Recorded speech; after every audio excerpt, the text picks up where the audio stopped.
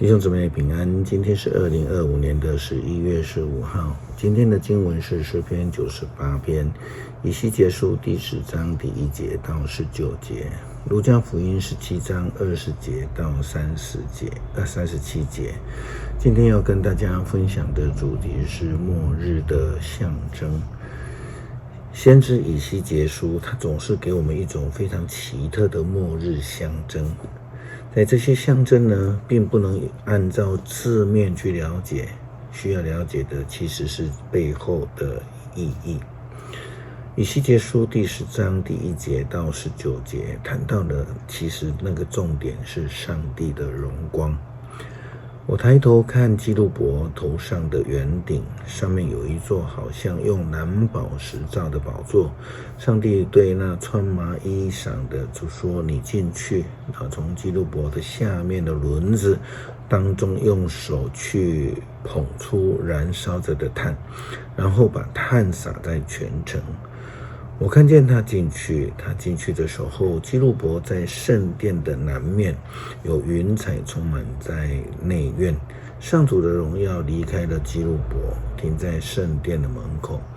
接着有云彩充满圣殿，上主的荣耀发出的光辉照耀着整个院子。基路伯的翅膀发出的声音在外院都可以听到，那声音正像全新上帝说话的声音。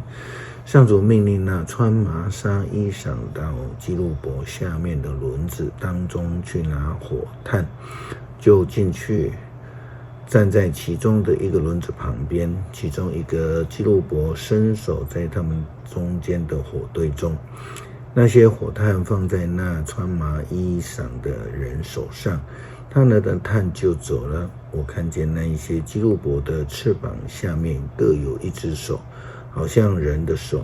我又看见4个形状相同的轮子，每一个基路伯旁都有一个轮子，像是宝石一样的闪耀发光。每一个轮子边上都有另外一个轮子，彼此直角相切。基路伯移动的时候，能够向任何的方向移动，不必转身，他们也不必转身，这整个能够随意的移动。他们的身体、背部、手、翅膀和轮子都有眼睛，这些眼睛跟我在第一个意象当中看到的轮子是一样的。每一个基路伯都有4张脸，第1张是牛的脸，第2张是人的脸，第3张是狮的脸，第4张是鹰的脸。他们就是我在加巴鲁河边所看见的活物。基路伯一起飞翔或是移动，轮子也都随着他们展开翅膀飞翔，轮子照样的随着他们停下来，轮子也停下来，他们飞翔，轮子就随着他们。因为基路伯控制的轮子，后来上主的荣耀离开了圣殿的进口处，移到了基路伯上面。我正在看的时候，他们展开了翅膀，飞离了地面，轮子就随着他们停在圣殿的东门，上主的荣耀在他们的上面。许多人呢喜欢算命，他就是因为对于将来的无知以及好奇，因此有些人呢想要借这种算命来得知未来，甚至他们想要借此来左右转变未来。圣经当中对于未来的认知，则是透过先知来宣告上帝对于未来的一个预告。但是上帝国并不是用人的眼睛可以去看到的。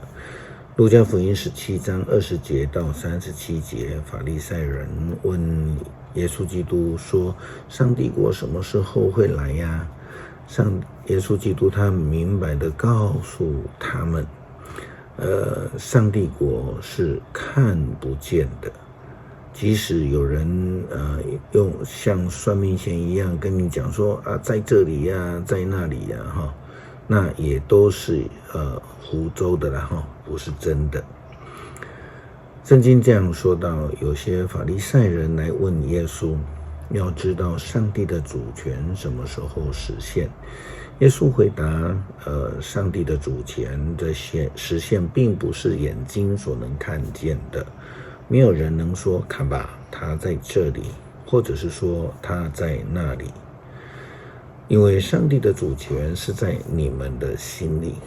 接着他又对门徒说，日子将到，你们渴望能看见人子当权之日的来临，却见不到。有人要对你们说，看吧，在那里，或说看吧，在这里，你们不要出去看，也不要追随他们，正像闪电横扫天空，从天的这一边照射到天的那一边。人子来临的日子也是这样，但是他必须先受许多的苦难，被这时代的人弃绝，正像挪亚的时代。人子来临的日子也是一样，那时代的人照常吃喝嫁娶，一直到了挪亚进方舟的那一天，洪水来到，把他们都消灭了。人子来临的日子又像罗得的时代，那时代的人吃喝如常，买卖如常，也耕种也建造。到罗得离开所多玛的那一天，火和硫磺从天上降下来，把他们都消灭了。人子显现的那一天也会这样。那一天在屋顶上，不要下来到屋子内拿他的东西。同样的，在田野工作的也不要回家。要记住罗得的妻子的遭遇，那想保全自己生命的，就要丧失生命。那失掉生命的，就要保存生命。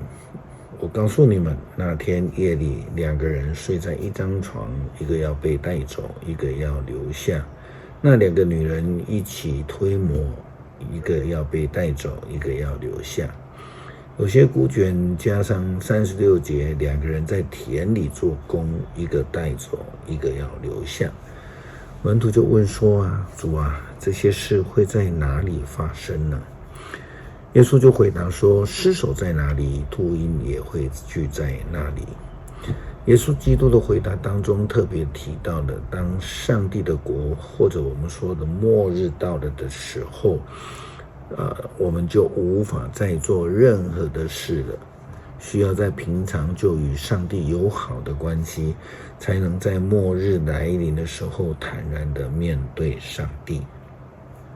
诗篇98篇，要向上主唱新歌，他行了奇妙伟大的事，他以大能和神圣的力量赢得了胜利。上主宣布他的胜利，向万国显示他拯救的能力。他谨守向以色列人所做的应许，以信实和不变的爱待他们。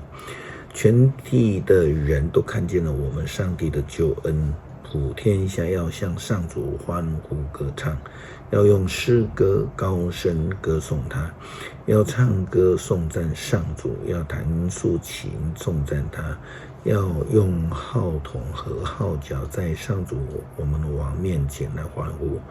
欢呼吧，海洋和其中的生物，歌唱吧，大地和地上的万物。江河要拍掌，群山要在上主的面前一同欢唱，因为他要来治理普天下，他要以公义统治世界，他要以信实来对待万民。恳求慈爱的主帮助我们时时刻刻地保持与你亲近的关系，求主让我们能够尽心尽力尽意地来追求，来服侍你。祷告奉主耶稣基督圣名求，阿们。